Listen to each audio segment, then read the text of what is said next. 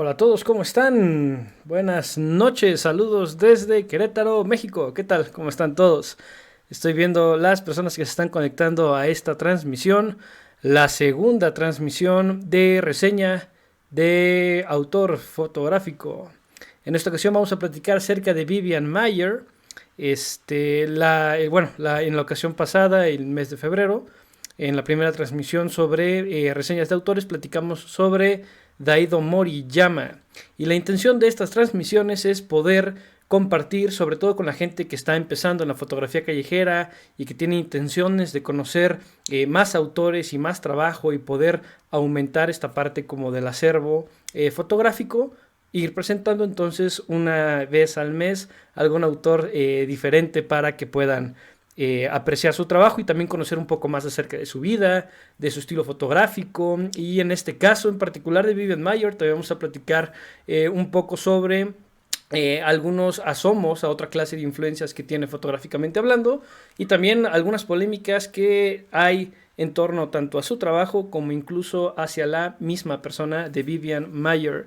Estoy viendo que hay muchísimos saludos de muchas partes del mundo, eso me pone muy contento. Hola a todos, ¿cómo están? Saludos a todas las personas que se van conectando. Novia, hola, hola, buenas noches. Bienvenidos todos, bienvenidos, bienvenidas a la transmisión. Como les comentaba, esta es una actividad que estoy haciendo una vez al mes. Siempre les presento a algún autor diferente. En realidad a mí me gusta muchísimo platicar acerca de fotografía y presentar autores y consumir el trabajo de otras personas. Creo que es también muy enriquecedor para quienes practican, en este caso, fotografía callejera, porque bueno, podemos empezar a agarrar, ¿no?, lo mejor de todos los fotógrafos que vayamos viendo. En lo personal, bueno, mi nombre es Luis Alberto Pedía González, soy fotógrafo callejero, radico en la ciudad de Querétaro, en México, y ya llevo algunos años practicando fotografía de calle de manera disciplinada. Y desde el año pasado empecé con esta clase de actividades que son más didácticas para poder crear una comunidad de fotógrafos, para poder conocernos, para poder mostrar nuestro trabajo, poder compartirlo, resolver algunas dudas, ¿no? Y todo esto es por amor al arte, porque me encanta la fotografía y porque para mí es un placer poder compartir todo esto con ustedes. También les recuerdo que para todas las personas que están viendo esta transmisión, se les va a obsequiar el ebook de resumen de esta misma reseña de Vivian Maier, y también para los que estén interesados en tener el ebook de la plática del mes pasado de Daido Moriyama, al final de la transmisión les voy a explicar cómo poderlo solicitar. Solamente es cuestión de que me escriban un correo electrónico y con muchísimo gusto se los envío yo. Y si también quieren el de Daido Moriyama, con mucho gusto también lo podemos agregar al correo sin ningún problema, para que vayan haciendo su pequeña colección de estas reseñas. Sin más dilaciones, y veo que son saludos de todas partes del mundo, muchísimas gracias. Vamos a comenzar con esta reseña. La forma en cómo va a estar estructurado es: primero vamos a platicar acerca de la vida de Vivian Maier. Esto es información que prácticamente es de dominio público para las personas que están familiarizadas con el trabajo de esta extraordinaria fotógrafa. Vamos a platicar también un poco acerca de la historia de su descubrimiento. Después vamos a hablar acerca del estilo fotográfico de Vivian Maier, el equipo que utilizó, la selección del equipo que utilizó, con qué películas disparaba, la razón por la que sus fotografías son en formato cuadrado, por qué los sujetos que aparecen en su fotografía normalmente traen como esta posición o esta presencia al momento de estar tomados en forma de contrapicoda, etcétera. Vamos a platicar sobre eso. ¿Cuáles son las similitudes del trabajo de Vivian Maier con otros grandes fotógrafos contemporáneos de esta misma camada de fotógrafos callejeros estadounidenses? Y por último vamos a platicar acerca de las polémicas que involucran o que envuelven al trabajo de Vivian Maier en cuanto a la cuestión de derechos de autor, y después esta polémica declaración que ya muchas personas han estado también comentando en el evento sobre la posibilidad de lo ficticio, ¿no?, de la existencia de Vivian Maier por parte de Joan Fontcuberta. Eso es un tema que vamos a platicar también un poquitito más hacia adelante, independientemente de eso, que son temas de polémica. Primero vamos a platicar acerca de su vida. Entonces, vamos a comenzar. Insisto, primero será un poco de información que es de dominio público. Vivian Dorothy Maier, ¿no?, nace en Nueva York el 1 de febrero de 1926. Sus padres fueron refugiados judíos, su madre era francesa, su padre austriaco. y bueno, los nombres de su respectivo padre y madre, Maria Hassod y Charles Mayer, el nombre de su padre. A la edad de 4 años, el papá de Vivian Mayer las abandona, tanto a la mamá como a Vivian. En esta época, la mamá trabajaba como enfermera particular de la familia de la fotógrafa francesa Jeanne Bertrand. Jeanne Bertrand es una figura muy importante en la vida de Vivian porque se cree, ¿no?, que fue el primer contacto que tuvo Vivian directamente con el mundo de la fotografía. Evidentemente, a la edad de 4 años no es como que uno pueda tener demasiado conocimiento acerca de algo en particular, pero estuvieron conviviendo con la familia Jeanne Bertrand hasta los 7 años, que después realizan un viaje a Francia, Vivian y su mamá.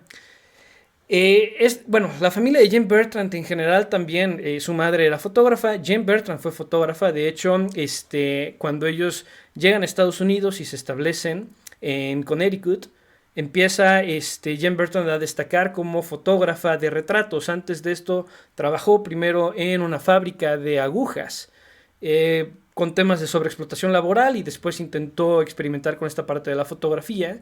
Y bueno, a partir de ahí despegó su carrera como fotógrafa. De hecho, se convirtió en una de las fotógrafas más emblemáticas de esta zona, ¿no?, en Connecticut, de retratos. El trabajo que hacía Jane, sobre todo, trabajaba muchísimo con estos formatos casi cuadrados, ¿no?, de película de 6x9 y película de 6x6, que es justo el tipo de película que después termina utilizando Vivian Mayer. Por eso es que también se cree esta parte de la conexión con el trabajo y la influencia de Jeanne Bertrand en la figura de Vivian Mayer. Por eso es que es tan importante. Como les comentaba, a la edad de 7 años, Vivian y su madre viajan a Francia, a la ciudad natal de la mamá. Y ahí es donde pasa la mayor parte de su infancia y de adolescencia. De hecho, en este periodo de su vida, en realidad tenemos muy poca información sobre ella, ¿no? Lo que sí se sabe es que ella no hablaba bien el francés.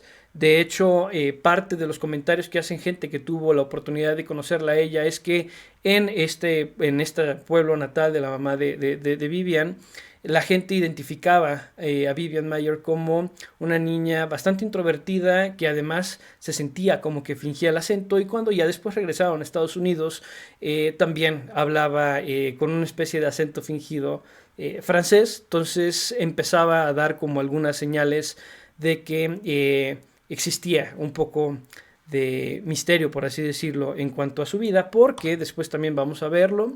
Vivian a veces ocultaba o mencionaba su nombre de alguna otra forma, o lo escribía de manera diferente. Entonces se entiende que no le gustaba que terminaran de conocer completamente cuál era la figura de Vivian Mayer, y siempre guardó como esta parte de misterio, por así decirlo, y de ser introvertida con respecto a su persona. Para 1951 regresa a Nueva York, y en 1956 se muda a Chicago. Estas fechas son muy importantes porque ahorita que hablemos del estilo y del equipo y del estilo de Vivian Mayer, vamos a platicar acerca de qué cámaras estaba utilizando en los respectivos momentos y cómo fue que dio el salto a la famosa Rolleiflex que utilizaba. Pero vamos, en esta parte es en donde ya empieza a tener el contacto con la fotografía. De hecho, su primera cámara la adquiere en 1949, y a partir de ahí ya empieza con todo este mundo de la fotografía. Primeramente, cuando llega a Estados Unidos, trabaja en un taller clandestino. Bueno, primeramente trabaja como niñera. Cuando se muda a Chicago, trabaja en un taller clandestino, y después vuelve otra vez a trabajar como niñera. Vamos ahorita a platicar acerca de eso. También realizó viajes, lo hizo sola. De hecho, originalmente la gente pensaba que solamente había tenido un gran viaje a Europa, pero en realidad los registros marcan diferentes viajes de Vivian Mayer a lo largo de los años. El periodo donde estuvo muy activa con esta clase de viajes fue desde el 51 hasta el 60, más o menos. En esa década, las 50, es donde realizó la mayor parte de sus viajes. Viajó en 2 ocasiones a Canadá, viajó a Sudamérica, viajó a Europa, Oriente Medio y Asia. En 1959 hay un trabajo muy grande de Vivian fotografiando esta parte de Egipto, de Vietnam, de Tailandia. Y también tuvo un viaje a Florida en 1960. Entonces, el acervo fotográfico de Vivian Además, no solamente muestra la evolución de los años de la vida de Chicago y de Nueva York, sino que también junta fotografías de muchas otras partes del mundo. Y de hecho, en la evolución de la fotografía de Vivian, sí se alcanza a percibir también un cambio en la búsqueda de los motivos para su fotografía. Llegó un punto en donde empezó a cambiar esta parte de solamente fotografiar personas, a empezar también a observar detalles, objetos, grafitis, periódicos, etcétera, y toda esta parte de los viajes también influye mucho en el progreso de su fotografía. Ya hacia el final de su vida, prácticamente viviendo en una condición de indigencia, una familia que ya había cuidado ella cuando los chicos eran más jóvenes, que era la familia Gainsbourg, prácticamente la salvan, ¿no?, de estar viviendo en un estado de indigencia y le pagan la renta de un pequeño alquiler y cuidaron de ella hasta su muerte. Ella fallece en el 2009 y unos meses antes de que falleciera, en el 2008, mientras iba caminando, se resbala, cae y se golpea en la cabeza. Aunque se recupera de este golpe, su salud a partir de este punto empieza a venirse hacia abajo, ¿no? Y al final, pues bueno, termina falleciendo en el 2009. Muere a la edad de 83 años y el trabajo de Vivian Maier, que es justo la parte en la que vamos a platicar ahorita, de su descubrimiento, en realidad se da 2 años antes de que ella fallezca. De hecho, cuando se hace el descubrimiento de Vivian, y ahorita vamos a platicar sobre esta historia de John Maloof, llega un punto en donde Maloof busca primeramente a Vivian cuando encuentra las fotografías en el 2007 en internet y no encuentra ninguna información sobre ella, y después, más adelante, cuando ya se da cuenta de la joya histórica y fotográfica que había encontrado, vuelve a buscar la información de Vivian Maier en internet y encuentra esta parte del obituario, y es cuando se da cuenta que ya había fallecido. En el 2007, John Maloof era un joven que estaba haciendo un trabajo de investigación para un libro de historia de Chicago, sobre todo en la evolución de los años desde los años 50, más o menos 60 en adelante. Y aparte, su familia también venía de una tradición de comprar cosas en subastas, ¿no?, para después terminarlas revendiendo. En el 2007, Maloof acude a una venta de subastas de un almacén de guardamuebles del que se habían dejado de pagar las rentas, en donde se tenían almacenadas muchísimas cosas de Vivian. En esta subasta, Maloof compra una caja llena de puros negativos por una cantidad aproximada de $380. Cuando ya revisa los negativos y se pone a escanearlos, se encuentra que las fotografías son buenas, ¿no? Aunque él dice no saber mucho acerca de fotografía, se puede dar cuenta uno de la calidad del trabajo, ¿no? Y entonces empieza a contactar diferentes galerías para que le puedan indicar si en realidad estos negativos o estas fotografías tenían algún valor y si es que querían adquirirlas. Cuando recibe esta negativa, entonces empieza a publicar algunas de estas fotografías que escaneó en internet, y además vende algunos negativos por eBay por entre $5 a $12 aproximadamente. Las fotografías que publica en un blog en internet empiezan a tener muchísima importancia entre la gente que le gusta la fotografía callejera, y lo empiezan a contactar diciéndole que tiene un trabajo extraordinario. Por eso es que le da este interés de poder empezar a vender los negativos en eBay.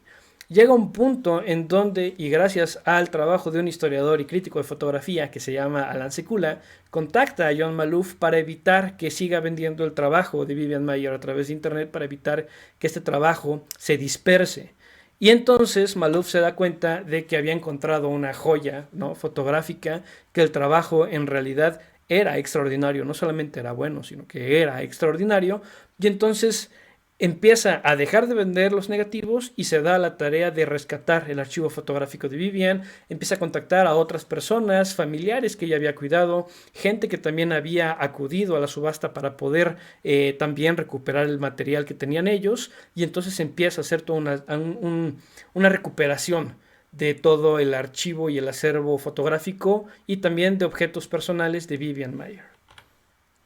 Entonces, lo que les comentaba, Maloof contacta a otras personas que habían acudido a esta subasta. Una de estas personas, y es importantísimo este nombre, lo vamos a ver en las polémicas, es Jeffrey Goldstein, que también había conseguido había conseguido varios negativos y también algunos objetos personales de Vivian. Sobre todo los negativos que consiguió Goldstein en esta subasta eran del trabajo temprano de Vivian Maier y termina después vendiéndolos por una cuestión de un conflicto legal por copyright, del que vamos a platicar un poco más adelante. Pero insisto, Maloof se da a la tarea de recuperar este acervo fotográfico y las pertenencias de Vivian, y en total llega a juntar más de 100.000 negativos y además una gran variedad de artículos personales, también grabaciones de video, también grabaciones de audio y evidentemente, su ropa, tickets, libros, periódicos, etcétera. ¿Qué es lo que pasa? Se da cuenta, después de estar entrevistando a otros familiares y después de indagar más en la vida de Vivian Maier, se da cuenta que además Vivian tenía esta obsesión por conservar cosas. Entonces, de hecho, uno de los requisitos que tenía Maier para poder trabajar con alguna familia es que ella pudiera tener su propio cuarto. Buscaba que siempre fuera un espacio privado, que además mantenía cerrado, a veces incluso con candado, para poder guardar sus cosas. En alguna ocasión que sí se podía ingresar a estas habitaciones, igual y por algún descuido de ella, la gente para la que trabajaba se daba cuenta que pues, era una acumuladora y guardaba muchísimos periódicos y muebles y libros y tickets y prácticamente todo lo que le llamara la atención en la calle. Esto sería la parte de la información sobre el descubrimiento de Vivian. Ahora vamos a platicar acerca de su equipo, y por eso les comentaba que las fechas sobre el regreso de Vivian de Francia hacia Estados Unidos son importantes. Vivian regresa a Estados Unidos en 1951, pero su primera cámara la adquiere todavía estando en Francia en 1949.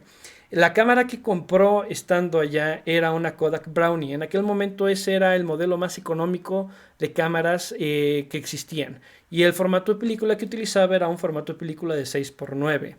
Y después de esto, ya en Nueva York, en 1952, Vivian adquiere su primera Rolleiflex, que es la que ahorita están ustedes viendo en pantalla. Este es el tipo de cámara que más se le ve a Vivian utilizar, ¿no? En sus famosos autorretratos. Este es el tipo de cámara que utiliza. Para la gente que no lo sepa, esta es una cámara que es bifocal, utiliza películas en formato cuadrado, que son de 6x6.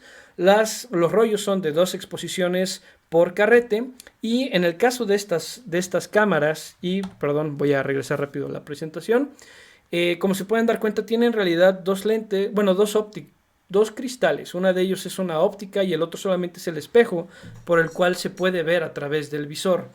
Las dos ruedas que se encuentran en la parte de los costados de esta parte como bifocal o binocular, sirven precisamente para poder controlar la velocidad de la obturación y la parte del diafragma. Entonces con esto se controlaba. El botón de arriba, uno chiquito que se ve en la parte izquierda de su pantalla, es el timer de la cámara, es el temporizador. Y en la parte de abajo podemos encontrar el disparador. Se dispara en la parte de aquí abajo. Y en uno de los costados una manivela que es para poder pasar a la siguiente exposición, y otro que es para poder realizar el enfoque. En este caso la placa donde se encuentran los lentes se mueven hacia arriba y hacia adelante y hacia atrás. Esto es importante porque con este formato de cámaras la composición se hace desde abajo. Entonces el visor donde viene el título de Rolleiflex en realidad es una tapa que se abre y tienes entonces el visor, ¿no? Entonces es este visor cuadrado, y por eso la mayoría de las fotografías de Vivian se encuentran a la altura del pecho o de la cintura, porque es muchísimo más fácil poder enfocar de esa forma, que te da como resultado que entonces los sujetos aparecen en un ángulo contrapicado y por eso adquieren un aire como de superioridad en nuestras fotografías. También disparó a color. Las cámaras de predilección para estas eran tipo rangefinder, y una de las cámaras que más utilizó cuando disparaba a color es la Leica 3C, que es como la que tienen ustedes ahorita en pantalla, y su película de predilección a color pues era la Ektachrome de 35 milímetros, obviamente por una cuestión sobre todo de precio y de popularidad por parte de esta película. Como les comentaba, Podemos apreciar en sus autorretratos, tiene un trabajo de autorretratos impresionante. De hecho, su trabajo de autorretratos es muy influyente en este tipo de fotografía, de autorretratos, las composiciones que hacía, en donde normalmente salía incluso sin voltear a ver la cámara, ¿no? Más bien como reflejada en algún espejo y jugando con proyecciones de sus sombras o una presencia indirecta dentro de la fotografía, son características de los autorretratos de Vivian Maier.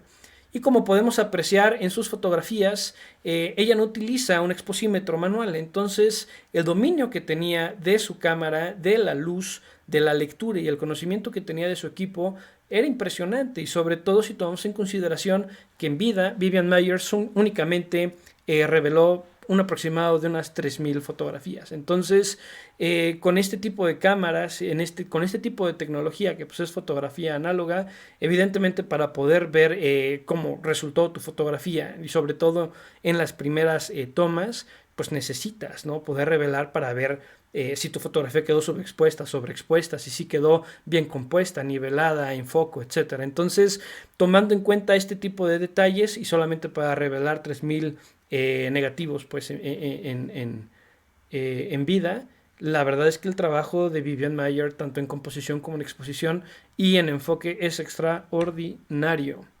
Lo que les comentaba también, sus fotografías abarcan desde retratos, autorretratos y también retratos a sujetos interesantes hasta abstractismos. De hecho, hay una evolución, insisto, de su fotografía, de primero fijarse mucho en sujetos, señores, señoras, niños. Tiene un trabajo de infantes muy parecido al trabajo de Ellen Leavitt. Pero también está esta parte de jugar con abstractismos y le llama muchísimo la atención. Entonces, también tiene fotografías de momentos más crudos que son propios de ciudades tan grandes como Chicago o Nueva York. Entonces, digamos que era como una especie de todoterreno. Su trabajo se percibe esta cuestión de humor, de empatía, de crítica social, de una capacidad de observación a los detalles que la rodean, y esto se puede notar en sus composiciones, que además, para ser hechas en un formato cuadrado, que es un formato difícil para poder componer, pues prácticamente son perfectas, sin sujetos cortados ni mordidos, ¿no? Y además con una gran aproximación hacia sus sujetos. Entonces, este tipo de aproximación a los sujetos en realidad lo vemos con otros fotógrafos grandes consagrados contemporáneos de Vivian Maier. Recordemos que en esta época en donde ya realizó su trabajo, cuando apenas empezaba a realizar su trabajo de fotografía, todavía el periodo que contempla un momento histórico de la fotografía de acá en Estados Unidos, que se llama The New York Photo League, en donde pertenecen fotógrafos extraordinarios como Diane Arbus, por ejemplo, ¿no? Y que también tuvo en algún punto colaboración de trabajo de Henri Cartier-Bresson, incluso del mexicano Manuel Álvarez Bravo. Entonces, con esta línea de fotógrafos contemporáneos a Vivian Maier, el trabajo de ella se aproxima muchísimo, ¿no?, a cualquiera de estos grandes fotógrafos consagrados. Otro aspecto, insisto, que es muy característico de su trabajo son los autorretratos, utilizar los elementos que hay a su alrededor, sobre todo espejos o vidrios o algún objeto que sea reflectivo para ella poder aparecer en sus fotografías y también jugar con sus mismas proyecciones de sombras. Y también podemos ver que, aunque en su fotografía, y estamos un poco acostumbrados cuando hablamos de Vivian Maier, de ver fotografías de sujetos y de momentos que no están en realidad relacionados entre sí o que quizás no pertenezcan al mismo momento o tanda de disparo, ¿no? También podemos observar que sí existe un estudio de escena. Vivian Maier no solamente iba caminando con su cámara, ¿no?, cuidando a los niños, y capturaba una fotografía de un sujeto y se seguía adelante. A veces también hacía todo un trabajo de estudio de escena, y esto lo podemos ver en todas estas hojas de contacto, en donde sí vemos disparos únicos a sujetos directamente, ¿no?, personas que salen centradas en sus composiciones, pero también tenemos este estudio de escena, como por ejemplo en esta diapositiva podemos ver la hoja de contacto, ¿no?, en donde ya identifica el sujeto que quiere, que en este caso es este señor que está disfrazado de payaso, y que hace unas 2 o 3 tomas para poder acercarse y buscar el ángulo correcto para poder obtener la fotografía que quería. Entonces, tenemos una noción de fotografía que para ser alguien que al parecer no obtuvo más influencia de algún otro fotógrafo que pudiera guiarla, más allá del registro que se tiene de Jane Bertrand, tenemos a alguien que tiene nociones muy completas y muy complejas sobre el trabajo de fotografía y de estudiar la escena.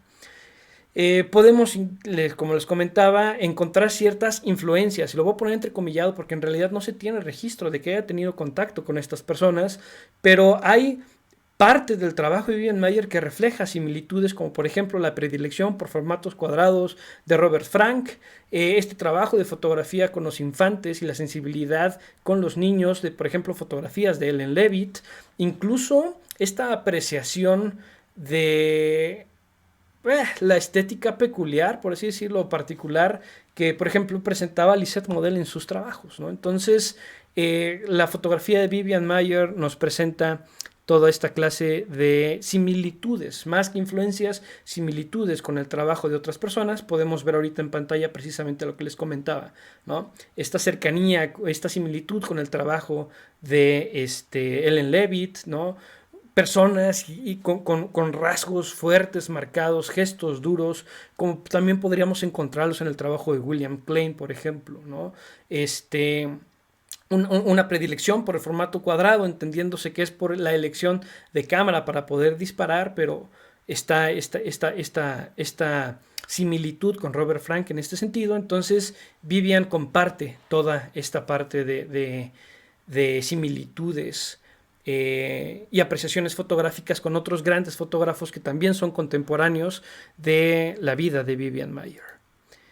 Y ahora platicando un poco acerca de este tema de las polémicas, hay varios puntos a tratar. Está el caso de lo que ya habíamos visto de John Maloof, que vendía los negativos de Vivian Maier en línea, en eBay, y que Alan Sekula lo tuvo que contactar para decirle que dejara de hacerlo y que después se dio a la tarea de intentar armar todo el acervo fotográfico de Vivian.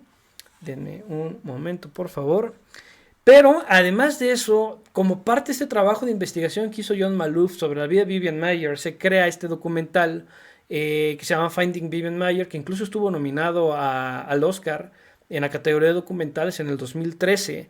Y el documental es muy bueno, les recomiendo mucho que lo vean. De hecho, ahorita les voy a compartir el link para que puedan ver el documental de Vivian Maier. Bueno, se los comparto al final de la transmisión para que puedan ver este documental. En el documental platica con familiares y con personas que Vivian cuidó o gente con quien tuvo contacto, Vivian Maier. La versión que cuentan acerca de ella es bastante, son como dos lados de una moneda, por así decirlo, ¿no? Está esta parte donde la mencionan como una Mary Poppins muy, muy dulce y tierna y buena niñera, ¿no? Con los niños, pero también está esta otra parte en donde mencionan que era como muy reservada, un poco misteriosa, incluso a veces como muy reactiva. Y eso, ¿no? Como un poco misteriosa acerca de esto. A veces, si pasaba alguna situación, por ejemplo, está la historia de uno de los niños que estaba cuidando, sufre un accidente en la calle, ¿no? Se cae y Vivian, en lugar de intentar ayudar, pues se pone a tomar fotos, por ejemplo, ¿no? Entonces, está esta parte, lo que todos coinciden es que siempre cargaba su cámara con ella, ¿no? Entonces, eso es un hecho. Y además tenía esta condición casi patológica, lo voy a poner entrecomillado, de ser una acumuladora compulsiva. Y además el recelo de poder guardar las cosas para ella. Si bien parte del trabajo de Vivian en realidad nunca lo reveló por una cuestión económica, porque siempre se mantuvo con un perfil económico muy bajo, incluso ya hacia finales de su vida prácticamente una cuestión de indigencia. De todas formas, el recelo de poder guardar sus cosas para poderlas conservar, ¿no? Nosotros normalmente podemos asociar esta parte de la fotografía y sobre todo la fotografía de calle con el acto de compartir las fotos con otra persona. Entonces, todo esto se puede apreciar en la parte del documental, y hay otra sección del documental que habla de la búsqueda de algún familiar de Vivian Maier, y entonces en Francia encuentran al que resulta ser, y lo voy a poner entrecomillado, el único familiar de Vivian que es un primo, ¿no? Que se llama Sylviane Hazardos, es por el lado de la mamá. Ahora, lo que el documental no cuenta es que John Maloof le hace un pago a Sylvian por los derechos de autor del trabajo de Vivian Maier por $5,000. Ahora, este es un tema que causa polémica por el hecho de que John Maloof ha sabido sacar, obviamente, un provecho económico a expensas del trabajo de Vivian. Se entiende perfectamente bien que haya tenido el golpe de suerte de acudir a la casa de subastas y encontrarse un tesoro, ¿no? Pero, y sobre todo creo que en el tema, y para los que sean fotógrafos que están siguiendo esta transmisión, podemos también sentirnos igual y un poco como identificados con esto. Hacer dinero, ¿no? Que otra persona haga dinero a expensas de tu trabajo es siempre un tema bastante delicado. Y la verdad es que para la cantidad de dinero que se ha hecho con el trabajo de Vivian Maier se siente bastante baja, ¿no? Bastante por compromiso o por cumplir el requisito legal esta parte del pago de los derechos de autor hacia el que resultara ser su primo. La otra gran polémica viene cuando, bueno, en el 2016 el condado de Cook en Chicago, en Illinois, llega a un acuerdo con Maloof para que pueda entonces producir y exhibir el trabajo de Vivian Maier, pudiendo conservar parte de las ganancias y otra parte la tendría que donar al Estado. Las cifras no se conocen, esto lo mantuvieron pues en secreto, ¿no? Pero se conoce que se han dado 2 grandes donaciones por parte de Maloof al condado de Cook a expensas del dinero que se ha generado con el trabajo de Vivian Maier. La otra gran polémica fue que en esa misma subasta del 2007, este personaje que ya les había comentado, Jeffrey Goldstein, también compra parte del archivo fotográfico de Vivian Maier. Y cuando empieza a ver que existe este litigio en contra de Maloof por la parte del copyright del trabajo de Vivian, él decide vender unos 17,500 negativos a una galería en Toronto, que a su vez vuelve a vender los negativos a diferentes inversionistas suizos. Todo esto surge porque en el 2014, si mi memoria no me falla, ahorita lo vamos a ver bien, un abogado y fotógrafo de nombre David Deal presenta ante el condado de Cook un juicio en donde, después de hacer todo un estudio genealógico de Vivian Maier, encuentra a otro primo. Y entonces, bajo esta situación, el condado de Cook decide que toda la parte del copyright y el trabajo de Vivian Maier entonces queda en un estatus que se le conoce como patrimonio sin resolver, y ahí empieza todo el litigio del copyright ante el trabajo de Vivian Maier. Y además en el 2018 otro grupo de abogados presentan también al condado de Cook un árbol genealógico presentando 10 posibles familiares de Vivian Maier. Entonces, pues es una situación que empieza a descontrolarse un poco, pero esto es parte de la polémica que se crea en torno a la figura, bueno, en torno al trabajo, no al trabajo de ella, sino al copyright del trabajo de ella, que ese es otro tema, y aparte en Estados Unidos es un tema bastante delicado. La otra gran polémica, y eso salió a la luz casi a finales del año pasado, me parece que fue como por ahí de noviembre, octubre del año pasado, se empezaron a salir a la luz una serie de conferencias de un ciclo, de un festival que se hace en Bolonia, en Italia. Y hay una conferencia de un fotógrafo español que se llama Joan Fontcuberta. Para quien no conozca, Joan Fontcuberta es fotógrafo, docente, crítico, ensayista español y aparte premio Hasselblad de fotografía. O sea que el cuate es una autoridad en el mundo de la fotografía. Y en el 2017, Joan Fontcuberta a una conferencia que se llama, traducido, más o menos desmitificando, ¿no?, a Vivian Maier, en donde hace una declaración polémica que es decir, yo creé a Vivian Maier, ¿no? Esto forma parte de un ciclo de conferencias de un proyecto que se llama XB, y esta declaración la sustenta con diferentes pruebas. Es parte de un proyecto en el que él ya venía trabajando desde otro libro que se llama El beso de Judas, que también se los recomiendo mucho, en donde se habla de la facilidad para poder crear o para poder falsear, sobre todo dentro de la fotografía, ¿no? Poder crear estas historias y estos fotógrafos fakes, y además lo fácil que es con la participación de los medios de comunicación poder crear todo esto, ¿no? Y que también tiene mucho que ver con la parte del lenguaje, etcétera. De hecho, en la conferencia expone el caso son 2 fotógrafos en particular, uno que es el caso de Chimo Berenguer, y otro que es el caso de Charles Jones, me parece, que son 2 creaciones de Joan Fontcuberta. Y en esta charla precisamente habla de que, bueno, aprovechando, creo yo, un poco lo sorprendente y lo increíble de la historia de Vivian Maier, ¿no? Pues bueno, él dice que precisamente pues también él crea a Vivian Maier. Ahora, y aquí es donde creo que en uno de los comentarios que había en el evento se los respondí. La información obviamente hay que tomarla de quien viene. Si bien Joan Fontcuberta es una autoridad en la fotografía, también es una persona que se caracteriza por hacerte dudar de prácticamente todo, ¿no? Entonces, entre que hay personas que efectivamente creen que Joan Fontcuberta crea el personaje Vivian Maier, también existimos quienes creemos que a raíz de todos los conflictos, sobre todo los conflictos legales, que son los que marcan los que a mí me esclarecen la legitimidad de la existencia de Vivian Maier, más bien la declaración de Fontcuberta gira en torno al hecho de precisamente comprobar una teoría en donde él suelta la bomba y después los medios de comunicación hacen su trabajo para que se siembre la duda en cuanto a la existencia de alguien, pero justo porque la carrera de Fontcuberta se dedica a eso, ¿no? A hacerte dudar de la veracidad de lo que tú ves y en este caso de la fotografía. Pero estos son más o menos las polémicas en las que gira el trabajo de Vivian Maier. Y bueno, vamos a ver ahorita una recopilación de fotografías de ella. Todas estas fotografías las pueden encontrar en la página oficial de Vivian Maier, que está creada por esta fundación que hizo John Maloof.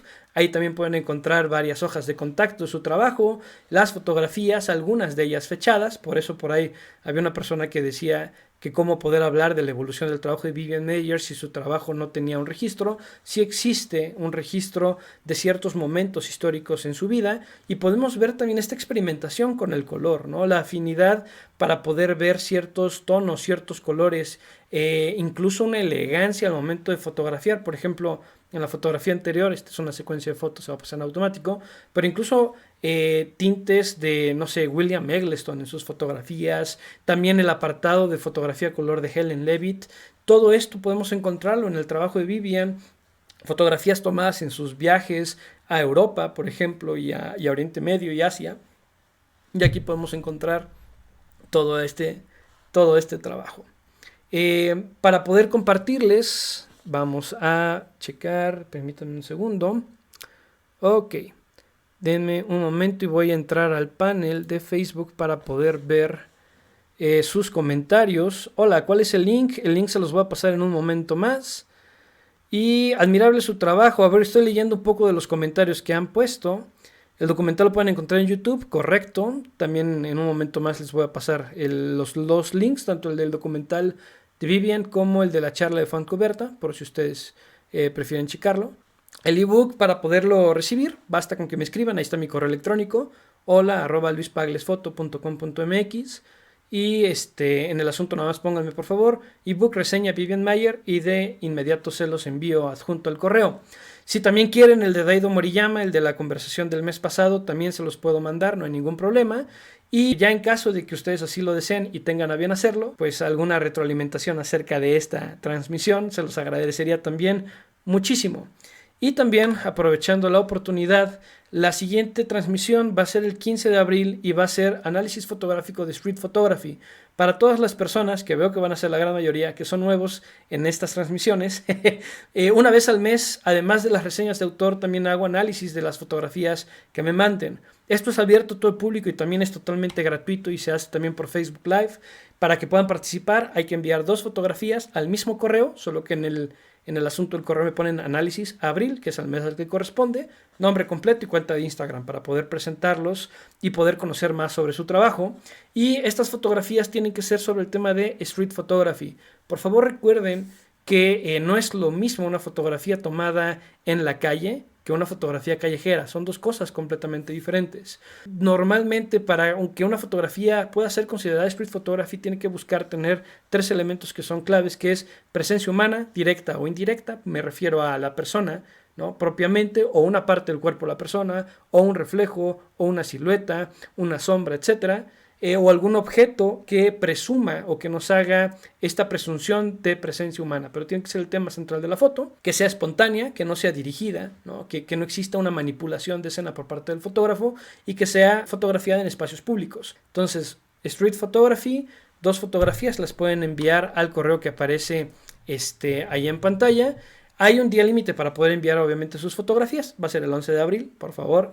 Si por alguna razón recibo más fotografías del límite, que son 10 fotos, o sea 5 personas por transmisión, hago una segunda transmisión. Yo no tengo ningún inconveniente por eso, muy por el contrario, yo encantado de poder analizar todo el trabajo que me envíen.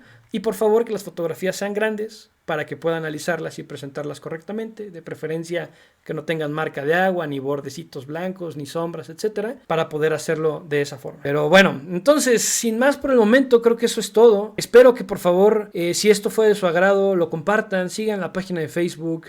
Esta grabación se va a quedar también para YouTube, también lo voy a poner en YouTube, entonces para que puedan volver a ver esto una y otra vez sin ningún problema y también lo puedan compartir, me llena de muchísimo gusto ver que esta ha sido la transmisión con más audiencia de las que he hecho y se los agradezco muchísimo a todos. Cuídense mucho, que tengan bonita noche, saludos a todos y síganse cuidando, por favor.